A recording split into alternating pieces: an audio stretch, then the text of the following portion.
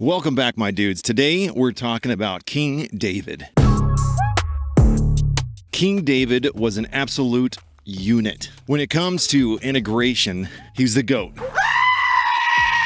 If you're new to that word, integration, it comes from the book King, Warrior, Magician, Lover by Dr. Robert Moore. If you haven't read that book, you need to pick it up. It's the best thing I've seen that helps you fix your mental shit. Essentially, King David is the best masculine archetype for men. Now, I know there's a lot of controversy around King David, but stick with me and we can clear a lot of that up. And I have an announcement. As of today, 2025, the rest of the year, if you join the men's group linked below at Buy Me a Coffee, I'm going to donate every dollar to a charity. We're going to do a poll and we'll figure out what that charity looks like. Whether or not it's divorce reform or it's going to be a grant to give to a young boy so that he can become a pilot or a mechanic, or it's to help out some young man in the hospital. We're going to pull that money together until the end of the year, and then we'll make a poll and we're going to find out who we're going to help. Join the men's group link below at the locker room, ask Iron Hans, buy me a coffee, and together we can do something really cool. We also do a private video once a month where we can ask each other questions, and iron can sharpen iron, and we can help each other out and keeping each other accountable. I've went ahead and linked King, Warrior, Magician, Lover down below, and you should pick that book up because the family's going through some stuff, so that will help them out. Now, a lot of times you hear people talking about how, God commanded Israel to do a lot of genocide. But what a lot of people don't understand is that you have to understand who they were fighting. And this also helps you kind of understand how much a freaking legend David was. Because essentially, the fallen angels had come down and they were monkeying with DNA. There's nothing new under the sun. And they were monkeying with DNA back then, and they're doing it now. Essentially, what it boils down to is they were messing around with angel DNA. Angels and aliens are pretty much synonymous in my book. We're basically talking about the same thing, not from this realm. But we see that they were messing around with human, animal, and alien DNA. So essentially, God was trying to preserve the human genome. And it's funny because you hear all these people, oh, they're committing genocide. They're committing genocide. It was like they're freaking fighting xenomorphs, okay? I doubt you'd have a whole lot of compassion when you killed a face hugger. All right, chill out. Some cultures definitely need to disappear. But back to David. Sorry if I'm talking funny. My boy on the 4th of July gave me a knuckle sandwich. We were roughhousing, and he split my lip pretty good. I'm not even mad. I'm impressed. I was kind of proud of him. He was doing the old... one little thunder, a little lightning, and then he popped me with the good one. So I'm talking funny. But David was the best representation of a well-integrated man. Integration is essentially the king, the warrior, the magician, and the lover. And you have access to all 4 of the archetypes. If you're lacking in any of the archetypes, the weird thing is that the lover will sneak in and sabotage your life.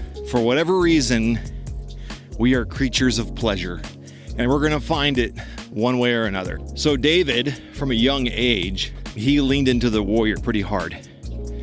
He was a shepherd boy, but you can't see it from the ways that you learned about in Sunday school or you learned about from Veggie Tales. Because if you actually take time and you slow down when you're reading the Bible, you'll see that, sure, when he was picked, they chose him over his bigger brother.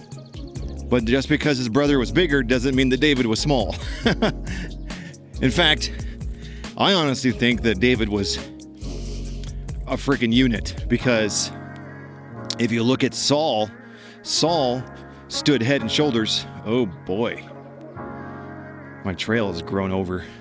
Check this out.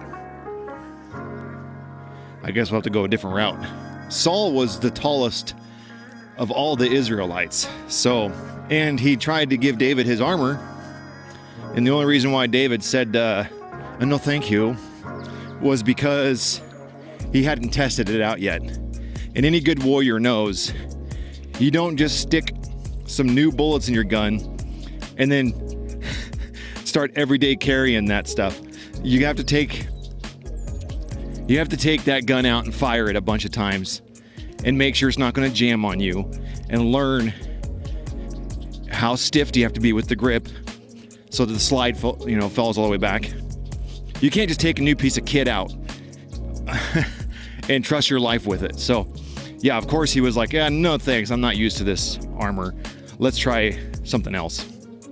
So he takes it off. One of Saul's servants suggested David because he said he was skillful in playing, a mighty man of valor, a man of war, prudent in speech, handsome person, and the Lord is with him. So a mighty man of valor. And as a shepherd boy, you've got a lot of time to practice the sling. And if you haven't seen how deadly a sling can be, check this out.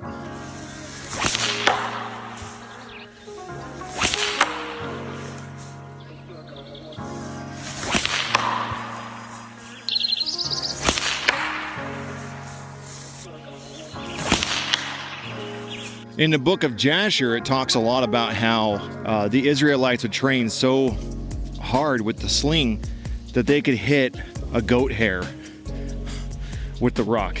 And the word they used to describe boy was the Hebrew word na'ar, nun ayin resh. And it can mean baby, or it can mean a man in the age of Absalom, where he tried to do a military coup. It's the same word that they use when they talked about Elisha, who cursed the boys that called him Baldy. And then a bear came out and mauled the boys. It's the same word they use there. And essentially, it's a word that just represents a man who has not been married. And so his lineage has not been passed on. So that's the word they use, na'ar, to describe a man who's not been married and who has not passed his lineage. So of course they didn't want David to go fight Goliath and die, because he hadn't yet had a chance to become a patriarch, which was like the most important thing in those times. Goliath was 9 foot 9 inches, and David used his sword to cut Goliath's head off. So he wasn't some little weakling boy, some little shepherd boy. He was a freaking unit, okay? I think that the fact that he decided to kill Goliath with a sling was like a diss. It was like putting down a dog, you know what I mean? Because they would use the sling to run off animals from chasing their sheep around. And David did kill a lion with his bare hands. So he had the warrior fully integrated. The warrior also symbolizes mostly self-control. If you are overweight, then you don't have self-control and you don't have the warrior integrated, because discipline is the main feature of a warrior. A warrior doesn't kill because he gets pleasure out of it or out of revenge. A warrior kills out of duty.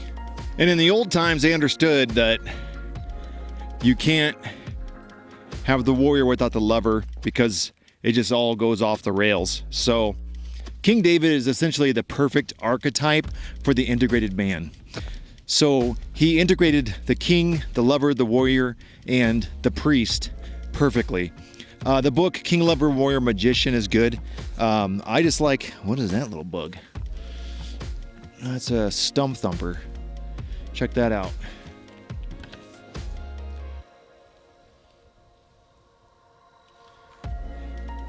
Looks like a wasp, but it's got a little stinger thing that sticks in the stump and lays an egg in there. Anyway, we call them stump thumpers. They look really scary, but they're not. They don't do nothing, really. Anyway, King David integrated the lover really well. The lover, he was a good musician. The lover's about display. It's about being able to talk in public, having good self-confidence, essentially being able to transmute sexual energy and put it to good use as far as drive. I can't remember who said it, but there's a quote back in the day: desire is noble. And essentially that's where the lover comes in. Without desire, everything grinds to a halt. There's no production. So King David was perfectly integrated with the lover. He would write music. He found ways to enjoy life. And I imagine that he had times where he sat watching the sheep just playing his instrument. And so that's how he got really integrated in that department. Which leads me to one of my favorite stories in the Bible. When the Ark of the Covenant comes back, David's having the best day of his life. He's got the kingdom, has everything going for him. The world's going great. He's just in the spirit having the best day of his life. And so he's dancing with the handmaids. They're bringing the ark back to Israel to put it in the temple. He gets home. He starts to bless his house. You know, he's walking up to the doorstep, blessing the house in his mind as he's walking up. Michal, the daughter of Saul, whom he had to kill Philistines and collect freaking foreskins for in order to get her as his wife, greets him at the door and starts just tearing into him. How the king of Israel has distinguished himself today, going around half naked in full view of the servant girls, as a neat vulgar fellow would. Nag, nag, nag, nag, nag, nag, nag, nag, nag, bitch, bitch, Mind you, David had to collect like 1,000 Philistine foreskins to get this woman's hand in marriage. And she's already tearing him down. Out of control. And I love how David replies to this with a perfect response.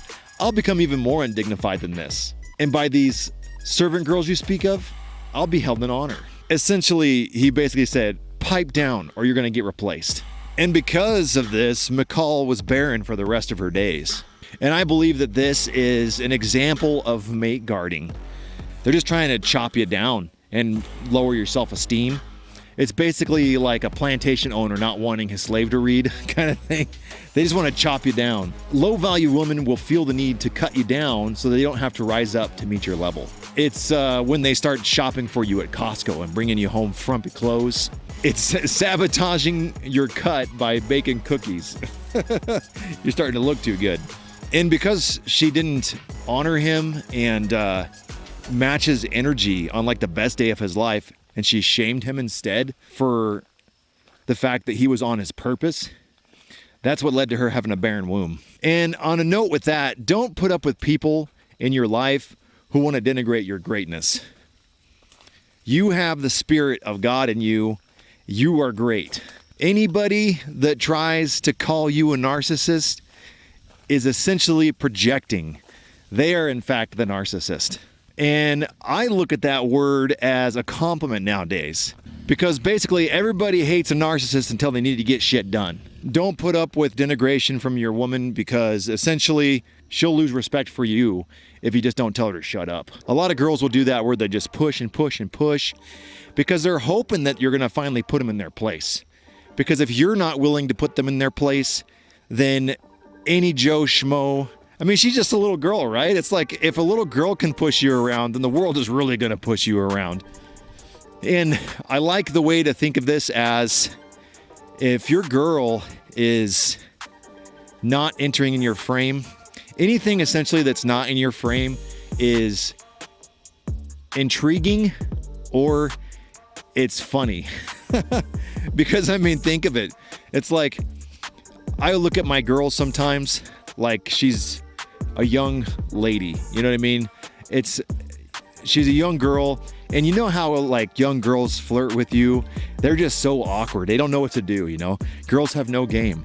So it's always funny because they're always like just nerdy and awkward and weird and just do this. And then you're like thinking about it later and you're like, what the hell was that? That was awkward. And then one of your friends was like, oh, she's flirting with you, bro, duh. And you're like, oh, yeah, that makes sense. Basically, women are throwing out congruence tests all the time. They're just wanting to make sure that you're still on your game. And it's their way of sharpening you up and trying to assess if you're still on it or not. And it is interesting, if you put the kibosh to these tests quite often, then they just stop coming because they know you're on it. But when you first start doing them, you're gonna get a lot of them because they're not used to you doing that. So it'll take some time for them to get used to it. Anything that happens that's outside of your frame is intriguing or funny. So you wouldn't punch a little girl in the face because she insults you, right? Like if you had a young girl walk up to you and kick you in the shins, you wouldn't respond with that by, freaking backhanding her or roundhousing her. You would respond to that by just being like, oh, aren't you a sassy little one? You know what I mean? You're not going to just like come off the cuff. So I see it like a little girl flirting with you. You know what I mean? That's the way I look at when your wife does it. I mean, we're talking about 120-pound soaking wet person that you can bench press multiple times. It's not that big of a deal. You know what I mean? You can't let them get you so worked up that they can sense that they're getting underneath your skin. Because just like when dudes try to suss out each other with social calibration, that's what your wife's trying to do. Trying to get underneath your skin to see if it affects you. And if you just laugh it off, then it usually goes by pretty easily. But don't put up with people in your life trying to denigrate your greatness, because you are great.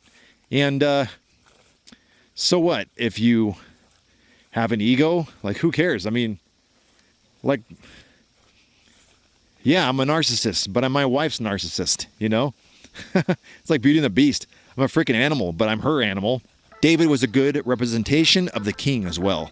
There was multiple times when he could have taken the kingdom by force, but he was patient and he wanted it to happen on God's time.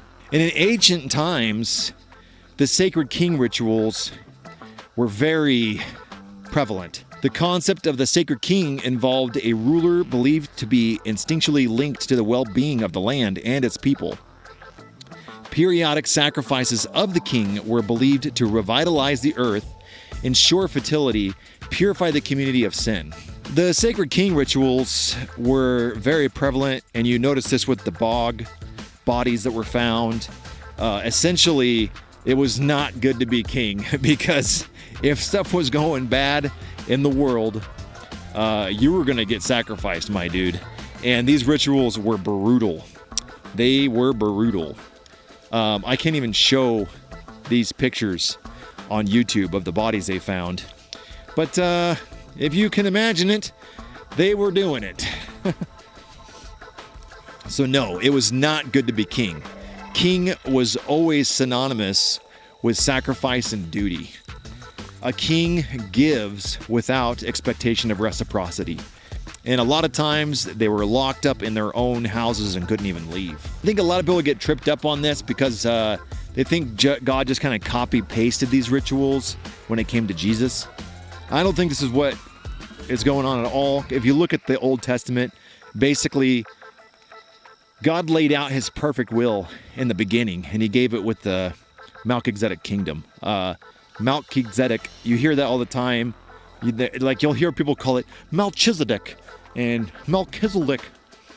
And it's funny because it's Hebrew. It's Malchi, which is king, and Zadok, which means righteous. So righteous king, Melchizedek. God laid out his perfect will for the world, but we keep insisting on doing it our own damn way. So that is why you start seeing these rituals get adopted, because he was saying essentially, okay, fine. I told you how I wanted you to do it. You want to do it your way, then I will let you do it your way. But you're going to have to do it your way. So he wrote it all down in the book of the law. Essentially, that's where I think it all comes down to. He took pagan rituals and he sanctified them so that he could show us, you're going to be dumb, you got to be tough. So basically, he wanted us to see that you can do it your way, but it ain't going to work. You know what I mean? Sure, I'll let you do it your way. Because a lot, pain is a good teacher. And sometimes you just need to find out the hard way in order to really understand the lesson. So that's what the book of the law was all about.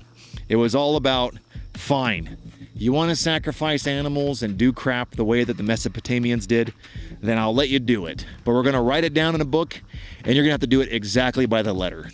So, and then let's see how it works. Well, didn't come out too well for them. And the most benevolent part about that is that he did come down, and he was the red heifer sacrifice, and he took care of that, and he paid that price, as agreed to Abraham.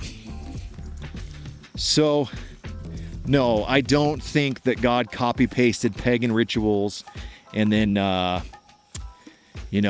like we never had human sacrifice in Christianity.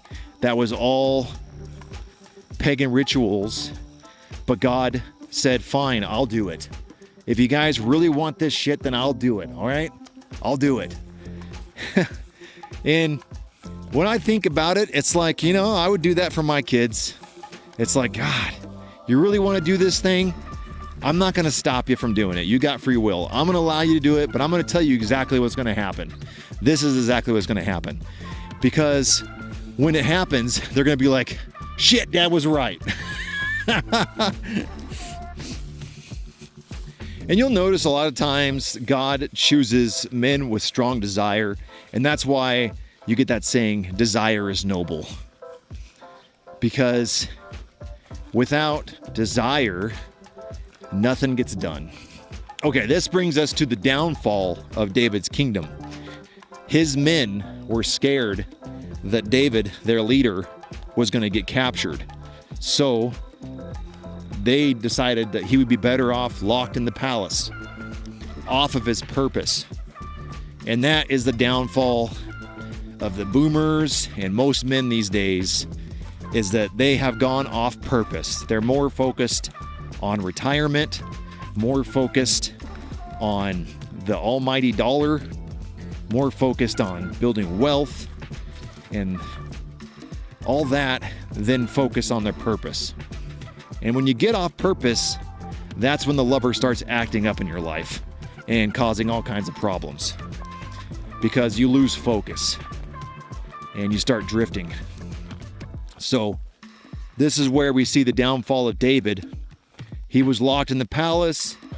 He was bored, standing on the roof, and he sees Bathsheba. So you let me know in the comments below. This is where it gets kind of weird. Do you think that David was just a unhinged graper? Saw her, drug her in there, and you know what happens. Or do you think that hypergamy got the better of Bathsheba, and she saw David on the top and maybe put on a show for him? What do you think happened? I'm more inclined to believe that hypergamy got the better of Bathsheba, because it doesn't seem like she was not a willing participant in the situation. And every man needs a Jonathan in their life. You see that all throughout the scripture. There's always, David and Jonathan, and you got Moses and Aaron. You got Paul and Silas. You got all these men who have brothers that they can lean on. And I think it's really important to have a brother that you can lean on. And that's why we have the men's group link down below that you can join. Iron can sharpen iron. We can help each other with our questions. And we have a monthly check-in where we do a private video each month. And throughout the month, you can put comments in there and we can talk throughout the comments. And then we can get insights at the end of the month. And like I said at the top of the video, if you join the men's group, we're going to put the profits towards helping a young man. Either we're going to do a poll and find out if it's going to be through a career, or maybe we're going to help somebody in the hospital, or we're going to donate to divorce reform causes. Anyway, so David, because he got off purpose, the lover infiltrated through the back door and took over his kingdom. Then you got, his own son. And this is why you see I think that it's a problem when you start to have multiple wives popping up, because then you end up with situations where you have stepsons and stepdaughters, and it just messes with the patriarchy plan. It gets real downhill after that. Real downhill, real quick. But such is the way of king. With great privilege comes great responsibility. So let me know what you think about this topic below. I'm interested to see what you guys think about the whole David and Bathsheba situation. And until next time.